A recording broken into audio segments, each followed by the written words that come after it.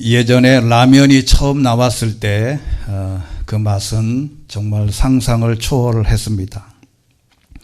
우리나라에 라면이 처음 등장한 것은 1963년 9월인데 이 삼양라면이 첫 번째였습니다. 그래서 지금도 대한민국 최초 이렇게 명칭이 붙어 있습니다. 최초에 100g이었는데 라면 가격이 그 당시에 얼마였는지를 기억하시나요? 그때 당시에 10원이었습니다. 근데 이 10원짜리 라면이 그야말로 신세계 맛이었습니다. 근데 그 라면을 끓이는 방법은 그 봉지에 나와 있는데, 먼저 물을 끓인 다음에 그 다음에 면과 스프를 넣어서 더 끓이는 것이 방법이에요. 그런데 제가 몇 달 전 어느 교수님이 강의하는 것을 듣고 깜짝 놀랐습니다. 라면을 끓일 때 찬물과 더불어서 찬물하고 면과 스프를 한꺼번에 넣고 조금 한 1, 2분 기다렸다가 끓여보라는 것이에요. 그래서 저는 그렇게 해봤더니 진짜 신세계가 열렸습니다. 이게 훨씬 더 맛있습니다. 특히 나이가 드신 분일수록 이렇게 해서 끓여 먹으면 그 이전보다 봉지에 있는 것보다 훨씬 더 맛있습니다. 제 말을 믿고 한번 해보시면 좋겠습니다. 그런데 이거를 제가 깨닫고 생각하기를, 나는 왜 몇십 년 동안 라면을 끓일 때 그 봉지에 있는 대로 먼저 물을 끓이고 면을 넣어서 먹었을까? 내가 너무 화가 나더라고요. 도대체 왜 그랬을까? 그런데 문제는 뭐냐면 우리가 사건마다 바라보는 관점을 바꿔야 된다는 생각을 하게 됩니다. 그 무엇을, 어떤 사건이나 어떤 문제를 바라보는 관점을 바꾸는 게 우리 삶에 있어서 훨씬 더 유익합니다. 또 한 가지 생각과 관점을 바꾸는 계기가 있었는데, 어느 교수님이 짧은 강의에 이야기를 듣고 뒤통수를 한 대 얻어맞은 것처럼 엄청 놀랐습니다. 우리나라의 오징어 게임이라는 드라마가 있습니다. 이 오징어 게임의 드라마가 사람들에게 선풍적 인기를 끌어서 넷플릭스라고 하는 미국 기업에서 운영하는 여기에서 1등을 했다고 모든 사람들이 자랑스러워했어요. 그런데 이 교수님이 하는 얘기는 이 넷플릭스에서 1위 했다고 자랑하는데 그렇다고 선진국이 된 게 아니라는 거예요. 우리가 보기에는 넷플릭스에서 1등을 하면 대단한 것처럼 하는데, 문제는 뭐냐면 돈은 다 넷플릭스에서 가져가는데 그 다음에 빌보드 차트라는 게 있습니다. 이게 미국에서 오래전에 만들어 놓은 것인데 가스펠송이나 팝송이나 모든 세계의 기독교 음악이나 포함해서 여기에 1등 하는 것을 목표로 합니다. 그런데 이 목표에서 빌보드 차트에서 BTS라고 하는 그룹이 1등 했다고 하는데, 그렇다고 문화 선진국이 된 게 아니라는 거예요. 이게 무슨 말인가 봤더니 이런 겁니다. 넷플릭스를 만드는 나라가 선진국이 되는 것이고, 넷플릭스를 만드는 나라가 되는 것이 선진국이지, 거기에 1등 했다고 선진국이 아니라는 거예요. 여러분, 빌보드 차트를 만드는 나라가 선진국이지 거기에서 1등 했다고 자랑할 만한 게 아니라는 거예요. 이게 관점의 차이인데, 이게 무슨 얘기냐면 여기에서 1등 했다고 별거 아니라는 말은 아니에요. 시각을 바꾸어서 더 발전하고 겸손하게 자만하지 말고 더욱 노력을 하라는 것이에요. 여러분, 우리가 여기에서 넷플릭스에서 1등 하면요, 누가 돈을 버는 줄 아십니까? 넷플릭스에서 돈 버는 거예요. 여러분, 저도 이제 책을 내봐서 아는데, 책을 낸 사람한테 한 6, 7% 정도의 인세를 줍니다. 그런데 제일 많이 돈 버는 사람이 누구냐면, 뼈를 깎고 눈물을 흘리면서 쓴 책을 돈을 제일 많이 버는 사람이 어디냐면 책방이에요. 10,000원짜리를 팔면 책방에서는 4,000원, 40%를 그냥 가져갑니다. 그러니 여러분, 책 쓰는 것보다 돈을 벌려면 책방을 하는 게 돈을 훨씬 더 많이 번다 이 말이죠. 그러니까 넷플릭스에서 1등 했다고 자랑하지 말고 앞으로 우리나라도 넷플릭스와 같은 위대한 어떤 한 그룹을 만드는 게 좋다. 시각을 바꿔라, 그런 말이에요. 저도 이것을 하고서 제가 하는 말을 한번 만들어 봤어요. 뉴스를 보는 사람이 되지 말고 뉴스를 만드는 사람이 되어보자. 시험 문제를 푸는 사람이 아니라 시험 문제를 출제하는 사람이 되라. 여러분, 이게 시각을 바꾸면 엄청난 차이입니다. 일생 동안 그냥 뉴스만 눈이 부러뜨러지게, 그 다음에 뉴스를 보면서 눈이 벌겋게, 뉴스 보면서 남 욕하고 정치 비판하고 경제가 어떠니, 그렇게 하는 거 말고 내가 직접 뉴스에 나와서 무언가를 할 수 있는 위대한 사람이 되는 게 얼마나 좋겠냐. 뉴스를 보고 심지어는 바이든 미국 대통령을 욕하는 사람도 봤어요. 도대체 욕하는 사람이 누군가 봤더니 슈퍼 주인이야. 여러분, 세상에 이런 것은 이렇게 하면 안 됩니다. 내가 살아온 모든 삶을 부정하라는 게 아니고 내 삶을 돌아보고 나도 뭔가 생각을 바꿔서 우리의 삶을 다시 한번 점검해 볼 필요가 있다, 이런 것입니다. 신앙도 마찬가지입니다. 신앙도 매일같이 거지근성으로 하나님께 구하는 것만 하지 말고 하나님이 주신 그 무엇인가를 누려라는 것이에요. 여러분, 미국에 있는 목사님이 한국 교회를 방문했습니다. 130년 만에 우리 한국 교회가 부흥하고 교회 갈 때마다 가스펠송을 연주하는 그룹 사운드가 기가 막고 많은 사람들이 하나님을 손흔들어 찬송하고 주일날 줄을 서야 예배당 들어갈 수 있는 교회가 됐습니다. 그래서 이 목사님이 여러 교회를 방문하고 그 다음에 다 견학을 마친 다음에 기자가 물었어요. 자랑스러운 대답을 기다리고 있었습니다. 야, 한국 교회가 이렇게 부흥한 것을 보니 가슴이 뛴다, 뭐 이런 자부심 같은 답을 기대하고 있었는데 이 목사님이 온 교회를 돌아다니면서 하는 말이 이 대답이었어요. 한국 교회 성도들은 하나님께 받은 게 너무 많은데 아직도 하나님께 달라는 것이 너무 많아요. 제가 이 말을 듣고 눈물을 흘릴 뻔했어요. 한국 교회 성도들은 하나님께 달라는 게 너무 많아. 성도 하나님께서 우리에게 주신 게 너무 많은데 아직도 받으려고 달라고 주여 믿습니다, 주시옵소서를 거지 같다는 생각을 했답니다. 잘못됐다는 것이 아니라 관점을 바꿔야 돼요. 달라고만 하기에는 받은 게 너무 많아요. 여러분, 생각해 보십시오.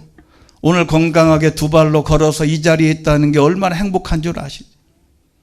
받은 게 너무 많은데 우리는 하나님께 달라고 하는 게 너무 많아요. 우리 개인도 하나님이 주신 헤아릴 수 없는 것이 많아요. 그거를 누리고 행복해하고 감사하고 나누는 것은 볼 수 없었다는 거예요. 미국 목사님의 눈에는. 생각을 보는 관점을 바꿔야 됩니다. 오늘 그 이야기를 하고 싶습니다. 우리가 보는 TV 광고 문구가 아주 오래갑니다. 이 문구 여러분 기억하시죠? 순간의 선택이 10년을 좌우한다. 옛날에 LG의 전신 금성에서 TV를 처음 만들어 놓고 한 광고 카피라이터예요. 그러니까 이걸 광고를 하면서 10년의 선택이, 지금 이 금성 TV로 사면 10년간 고장도 안 난다, 이런 얘기죠. 그리고 그 어느 해인가 부자 되세요. 그 이쁜 아가씨가 나와가지고 부자 되세요 그랬어요. 이게 광고 카피라이터의 공전의 히트를 쳤는데 BC 카드를 선전하면서 부자 되세요 해서 이 BC 카드를 엄청 만들었어요. 그래서 그 BC 카드 예상 없이 쓰다가 쫄딱 망한 사람도 많습니다. BC 카드 쓴다고 부자 되는 게 아니에요. 그래서 너도 나도 부자 되세요. 그 다음에 술자리에서도 부자 되세요. 만나는 사람마다 부자 되세요. 새 문교에서 심지어 교회에서도 마지막 예배 마칠 때 부자 되세요. 그리고 폰 이모티콘도 만들어가지고 살짝 복을 밀어넣는 부자 되세요. 이런 게 공전의 히트를 했어요. 자, 그런데 그 부자 되세요가 뭔가 시각을 바꾸는 계기가 됐습니다. 신앙에서도 부자 되라는 말을 하고 싶은데 문제는 이미 우리는 신앙의 부자인 줄로 믿습니다. 하나님이 주신 그 모든 것을 계산해 보면 우리가 부자예요. 그 하나님이 주신 것들이 많은데 그 풍성함을 누리기 전에 없는 것만 그렇게 찾아내서 하나님 앞에 안 주면 떼를 쓰고 하나님 앞에 항의하는 것은 하나님의 뜻이 아니라는 겁니다. 일단 어려움 타령, 신세 타령, 인생 비관만 하지 말고 하나님이 주신 것을 풍성함을 누리고 감사하는 것이 진짜 우리의 신앙의 위대한 모습이에요. 그런 우리가 무엇에 대한 부자냐? 첫 번째는 은혜의 부자가 되어야 합니다. 로마서 5장 20절에 있는 말씀 우리 같이 한번 읽어보겠습니다. 시작. 율법은 범죄를 더하게 하려고 들어왔습니다. 그러나 죄가 더한 곳에 은혜가 더욱 넘쳤습니다. 아멘. 껴언어 중 구원과 더불어 많이 사용하는 단어가 은혜인데 은혜라는 헬라어는 카리스입니다. 이것은 은혜는 선물이에요. 그리고 기쁨과 즐거움을 포함한 은혜의 선물이지. 선물 중에는 나쁜 선물도 있어요. 그런데 선물 중에는 좋은 선물인데 하나님이 주신 613가지의 율법을 가만히 지키려고 노력을 하다 보니까 사람에게 기쁨을 주지는 못해. 율법을 계속 지키려고 노력을 하면 할수록 죄를 깨닫게 되기는 하는데 죄는 깨닫지 않고 죄의식이 커져버려요. 죄의식이 너무 커져버려. 나는 이거 하나님의 말씀대로 순종을 못해. 그래서 율법을 지키려고 노력하면 할수록 내가 죄인임을 깨달을 뿐 기쁨이 없어요. 율법의 결과로 죄가 많고 죄책감을 누리게 되지만 결국 죄가 많을수록 그 은혜를 경험하게 된다는 것인데 어떻게 하는 것이냐? 바로 죄인임을 철저하게 회개하고 깨달을수록 은혜가 넘치게 된다는 것이죠.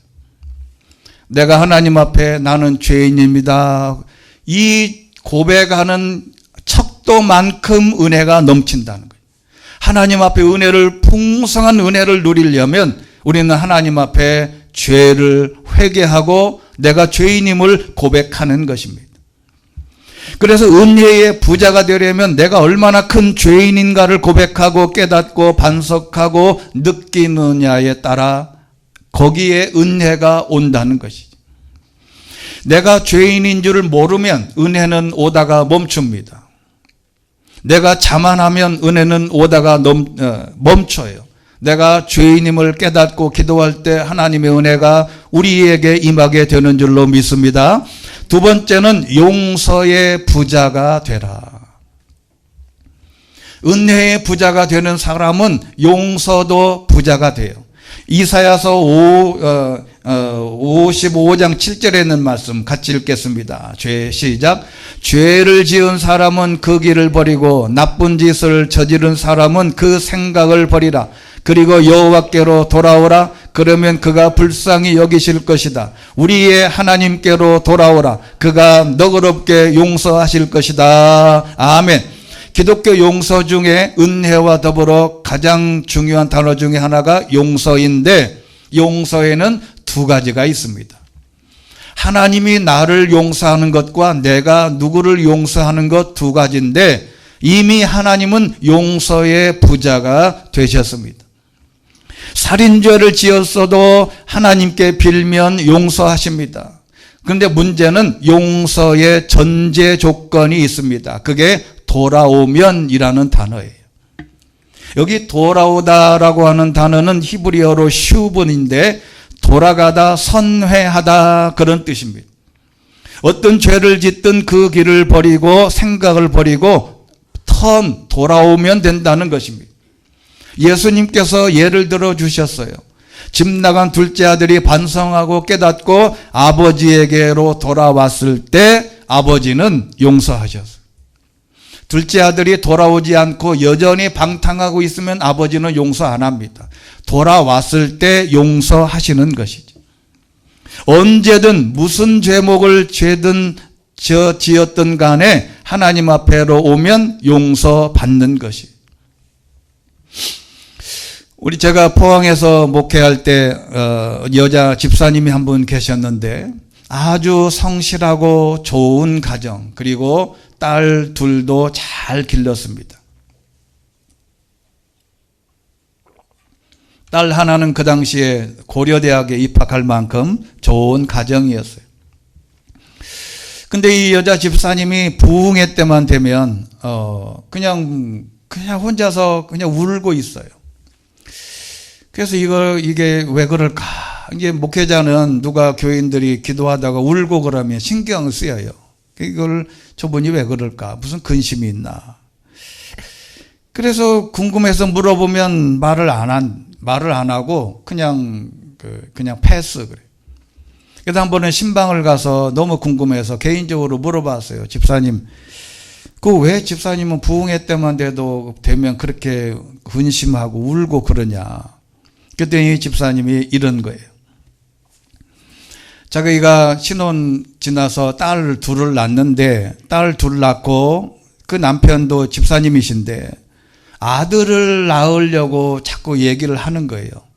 그래서 그 당시에는 이게 성별을 구분을 못해요. 그런데 의사를 잘 만나서 이렇게 설득을 하면 성별을 알려줘요.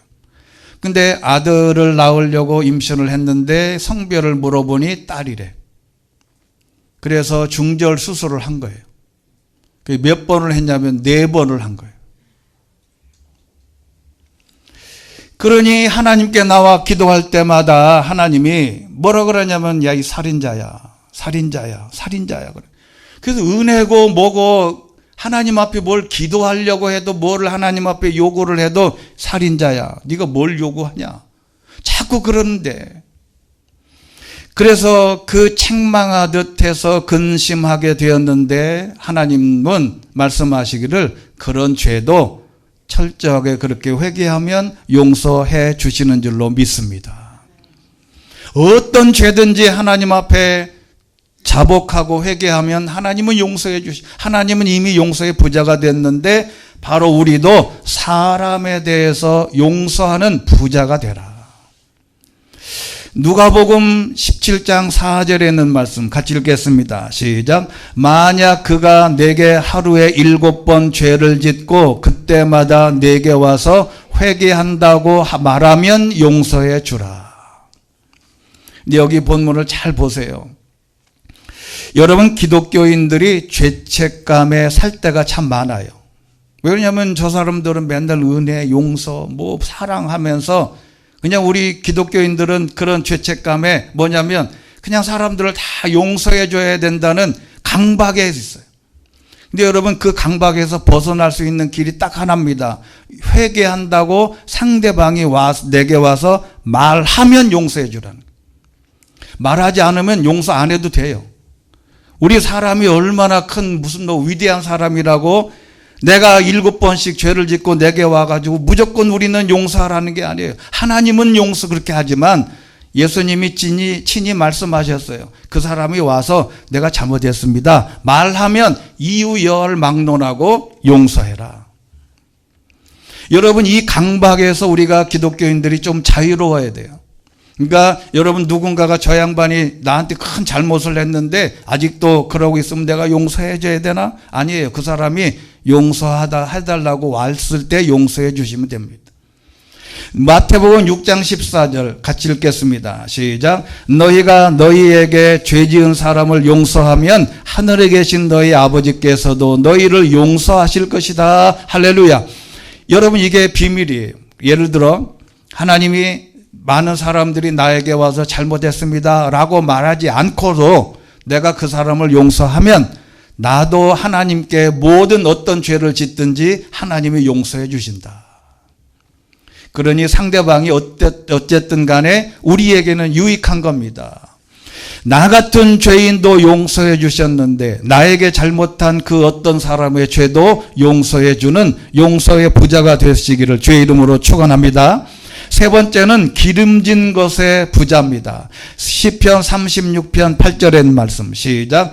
그들은 주의 집에 기름진 것으로 배부를 것입니다. 주께서는 그들에게 주의 기쁨의 강물을 마시게 할 것입니다. 아멘. 하나님께서 우리에게 기름진 것으로 배부르게 먹이신다는 것인데 여기서 중요한 단어는 주의 집입니다. 주의 집. 주의 집에 기름진 것으로. 이것은 어떻게 설명하냐면 만나로 이해하면 됩니다. 주의 집은 성전인데요. 인간들이 주님을 경배하고 주님의 말씀에 의지해서 살아갈 때 진정한 기쁨과 만족이 있음을 비유한 것인데 만나입니다. 출애굽기 13장 35절에 있는 말씀 같이 한번 읽겠습니다. 시작. 이스라엘 백성들은 정착지에 이를 때까지 40년 동안 만나를 먹었습니다. 그들은 가나안 땅의 경계에 이를 때까지 만나를 먹었습니다. 아멘. 가나안 땅의 경계, 즉 천국 문 앞에까지 만나가 공짜로 하나님이 주셨어요. 근데 이스라엘 백성들은 뭐 했냐? 그냥 40년 동안 성막을 뜯었다 세웠다 하면서 돌아다니면서 예배만 했어요. 여러분, 우리가 이 땅에 살아가면서 직장 걱정, 삶의 모든 걱정은 하나님의 집에서 예배하는 것만 충실하면 모든 게 해결된다는 하나님의 말씀이에요. 이게 거짓말 같죠? 신명기 8장 3절에 있는 말씀은 이렇게 했습니다. 너희가 낮추시고 배고프게 하셔서 너희나 너희 조상들이 전혀 알지 못했던 만나로 먹이신 것은 너희로 겸손하게 해서 빵으로만 사는 것이 아니라 여호와 입에서 나오는 모든 말씀으로 사는 것임을 가르쳐 주시려는 것이었다. 이게 무슨 말입니까? 만나를 먹게 하신 것은 하나님의 입에서 나오는 말씀만 잘 먹으면 먹거리에 대한 고민을 하지 않아도 된다는 것이죠. 여러분, 우리가 어떤 기업을 하든 사업을 하든 직장을 다니든 어떤 일을 하든 간에 하나님 앞에 예배만 잘 드리고 삶을 충실하게 하면 40년 동안 아무것도 안 해요. 농사도 안 짓고 그냥 40년 동안 성막을 이동하면서 제사만 지냈는데 만나를 주셔서 살았습니다. 이게 주의 집에 머무는 사람들에게 주시는 하나님의 축복이요, 축복의 또 하나의 더블은 복락의 강수, 기쁨의 강물을 배부르게 마실 수 있다는 것입니다. 예배하면서 하나님 앞에 이런 기쁨의 강물을 기름진 것으로 가득 채우시게 되시기를 주의 이름으로 축원합니다. 네 번째는 평강의 부자입니다. 빌립보서 4장 7절 시작. 그리하면 모든 생각을 뛰어넘는 하나님의 평강이 그리스도 예수 안에서 여러분과 마음과 생각을 지켜주실 것입니다. 아멘. 신앙의 본질은 마음의 평안이 있어야 돼요. 이 평강은 에이레네라고 하는 평화, 샬롬 이런 거와는 좀 다른 평강인데 이 평화에는 5가지 뜻이 있어요. 이거를 갖추어야 우리 안에 평강이 오는데 첫 번째는 국가적으로 전쟁이 없는 상태입니다. 여러분, 이것은 가장 기본적인 평강이에요. 여러분, 우리나라가 6.25 이후에 북한의 위협 속에서 살지만 아직 우리의 나라에 전쟁이 없어요. 전쟁의 이야기를 들어보면 정말 피눈물 나죠. 전 세계에서도 전쟁으로 어렵게 사는 나라들이 아직도 있지 않습니까? 그 다음에 두 번째 평강이 있으려면 개인 사이에도 전쟁이 없는 상태입니다. 누군가가 인간관계에서 매일같이 전쟁하면 얼마나 마음이 답답해요. 이 평강도 있어야 됩니다. 두 번째는 안전과 번영입니다. 이것은 직장과 가정 그리고 교회가 안전해야 우리의 가정도 우리의 삶도 평강이 온다는 것이. 특히 교회가 평안해야 가정이 개인이 평강하고 우리는 하나님과 깊은 만남을 통해서 평강이 넘치게 되는 줄로 믿습니다. 네 번째는 메시아의 평화입니다. 진짜 평강은 구원의 복음, 메시아, 예수님이 주시는 평강이고 가장 중요한 것, 사후에도 걱정이 없는 상태가 진짜 평강입니다. 내가 언제 죽어도 그리고 지금 죽어도 천국에 갈 수 있다는 믿음이 있어야 진짜 평강이 오는 것이죠. 이 평강의 부자가 될 수 있게 되기를 주의 이름으로 축원합니다.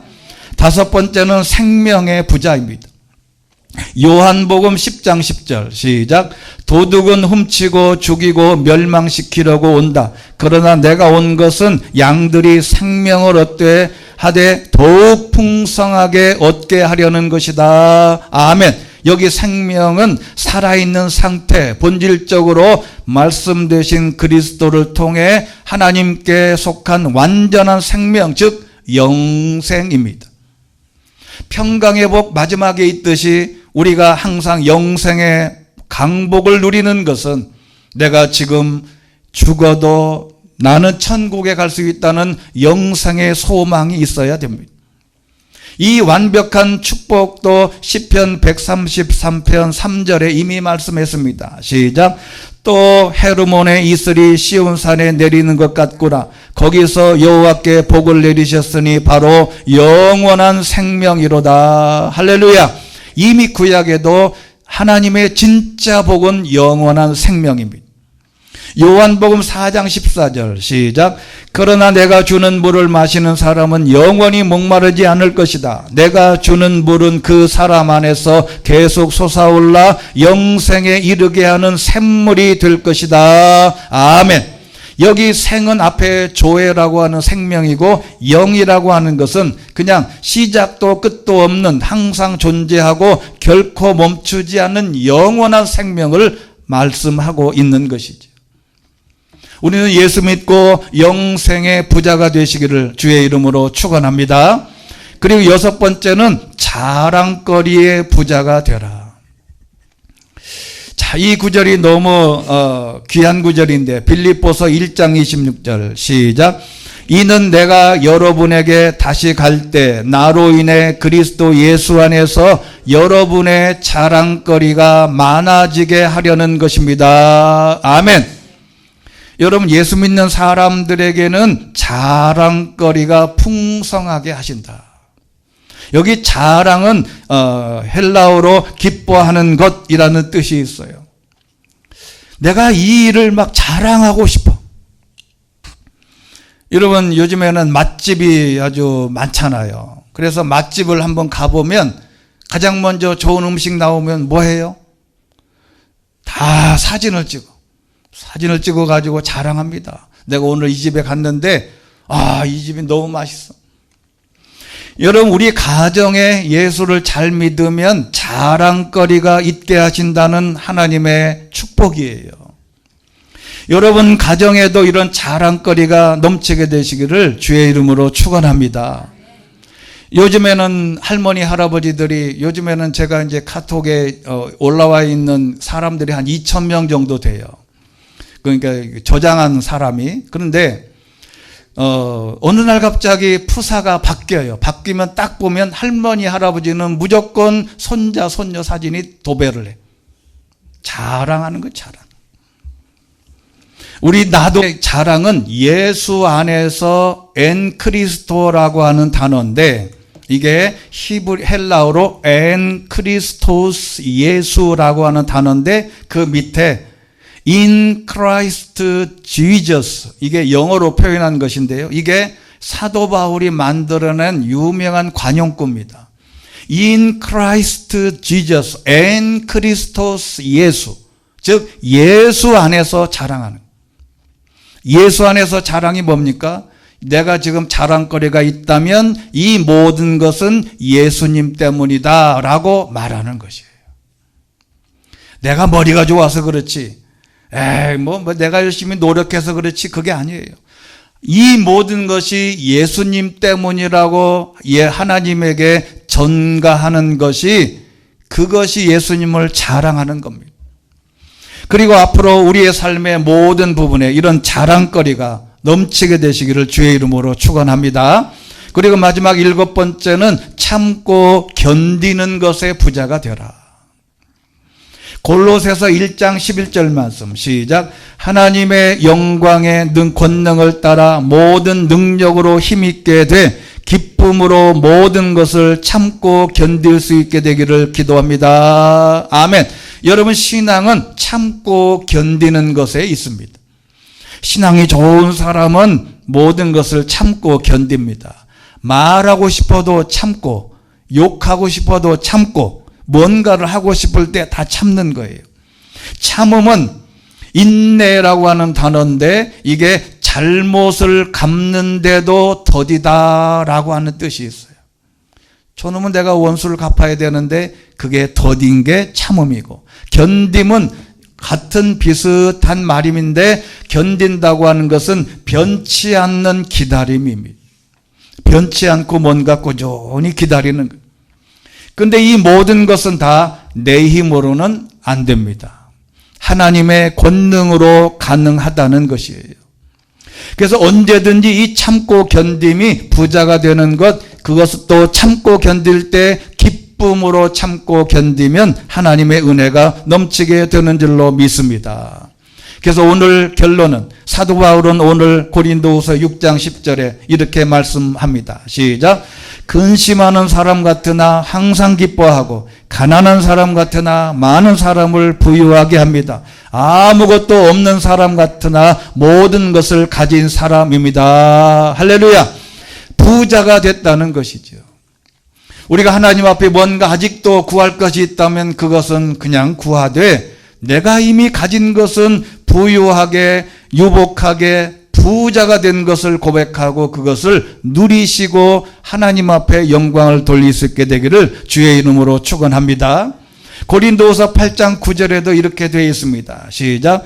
여러분이 우리 주 예수 그리스도의 은혜를 잘 알고 있듯이 그리스도께서는 부유하신 분으로서 여러분을 위해 가난하게 되셨습니다. 그분의 가난하심을 통해 여러분을 부유하게 하시려는 것입니다. 아멘.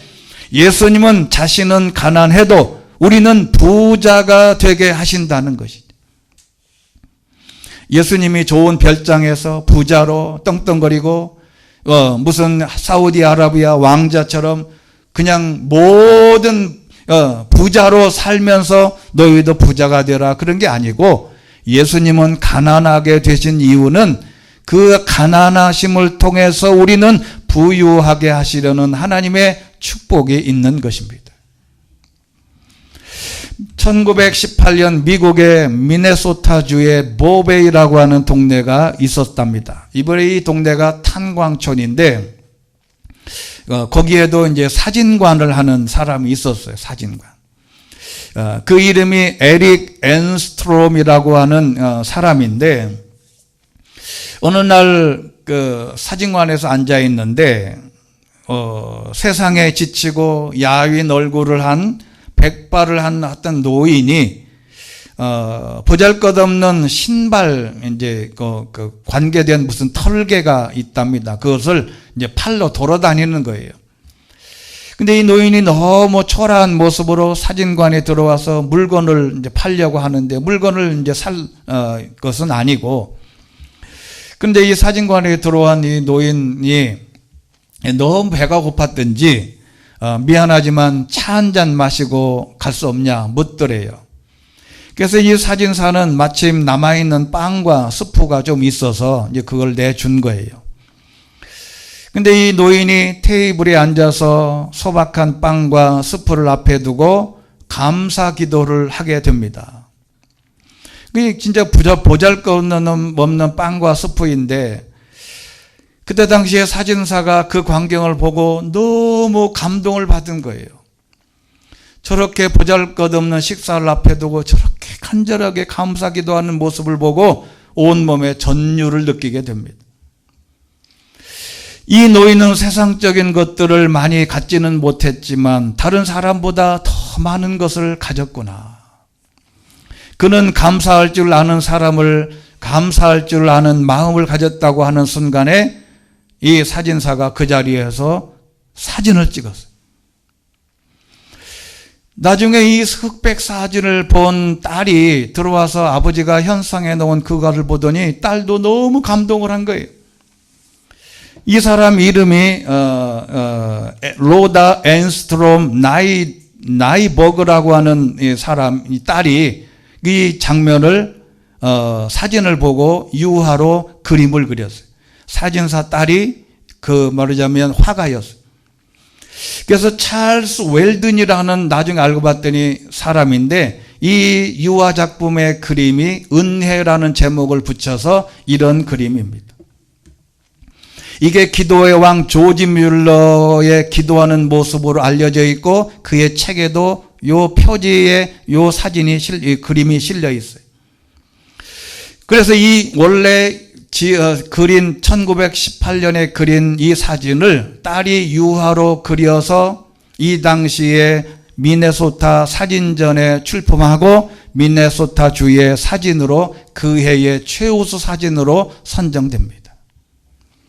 근데 이 사람이 그릴 때 이런 마음으로 그렸다 그래요. 당시에 세계 1차 대전으로 인해서 고통받고 있는 사람들에게 아직도 감사할 것이 많이 남아있다는 것을 보여주고 싶었대요. 여러분, 우리는 작은 것에 감사하며 기도하는 버릇도 약해져요. 우리는 풍성한 앞에 음식을 놓고도 당연한 것처럼 잠깐 눈 감고 밥을 먹어요. 여러분, 우리가 이 땅에 살아가는 날 동안 감사하지 않을 게 없습니다. 우리는 받은 게 너무너무 많아요. 편안한 잠자리에서 잠이 들 때마다, 아침에 들어가서 아침에 일어나서 물 한 잔 마실 때마다 그 어디고 어느 곳에든지 하나님께서 내게 주신 것을 먼저 감사하고 누리고 풍성함을 누리는 이런 부자가 될 수 있게 되기를 주의 이름으로 축원합니다. 결론은 우리는 은혜의 부자가 되어야 합니다. 용서의 부자가 되고 기름진 것으로 하나님이 주신다고 약속했으니 예배로 하나님 앞에 영광 돌리고 평강의 부자, 그리고 우리는 언제 죽어도 하나님 나라에 갈 수 있다는 영생의 생명의 풍성한 부자, 그리고 하나님이 주신 많은 것들, 내가 자랑거리가 너무너무 많아져서 누구를 만나든 예수의 이름을 자랑하게 되고 어떤 어려움을 만날 때마다 참고 견디는 것에 부자가 돼서 그 참고 견디고 믿음으로 나가면 언젠가는 하나님이 주실 축복을 기대하는 것이지. 이렇게 은혜, 용서, 기름진 것, 평강, 생명이 풍성한 자랑거리, 참고 견디는 것, 이러한 7가지의 풍성한 부자로 살 수 있게 되기를 주의 이름으로 축원합니다. 전능하시고 자비로우신 하나님 아버지, 우리가 이 세상을 살면서 우리는 하나님 앞에 달라고 하는 것이 참 많습니다. 그러나 하나님은 우리에게 요구하시기를 달라고 하는 것보다 하나님이 주신 것을 누리고 풍성함을 누리라고 말씀하셨사오니 우리도 은혜의 부자가 되게 하시고 용서의 부자가 되게 하시고 기름진 것으로 부자가 되게 하시고 평강의 부자, 생명이 풍성한 부자, 자랑거리가 넘치는 부자, 참고 견디는 것에 진짜 부자가 될 수 있도록 하나님께서 축복하여 주시옵소서. 예수 그리스도 이름으로 기도드리옵나이다. 아멘. 우리를 충만케 하신 하나님께 우리 영광의 박수 올려드립니다.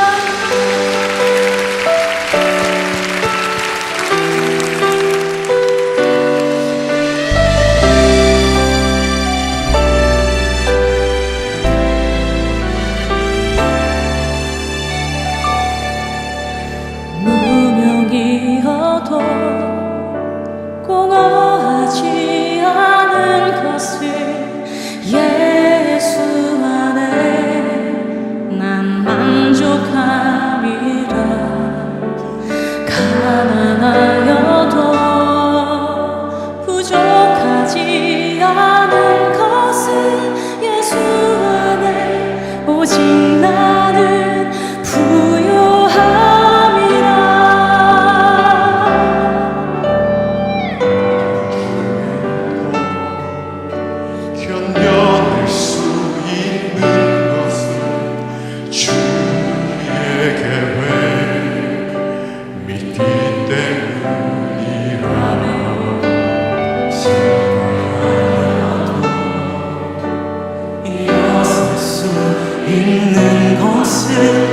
예수 안에 오직 나는 승리함이라.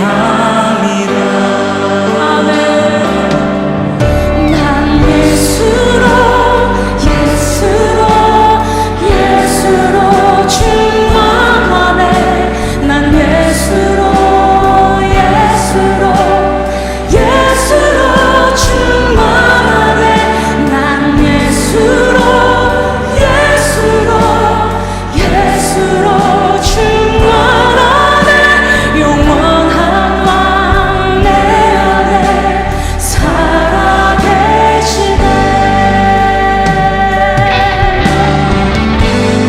이곳에 임재하신 우리 하나님께 다시 한번 감사와 영광과 존귀의 박수를 함께 올려드립니다.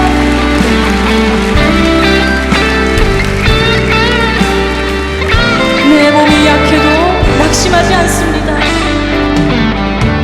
내 몸이 약해도 낙심하지 않는 것을 예수 안에 난 완전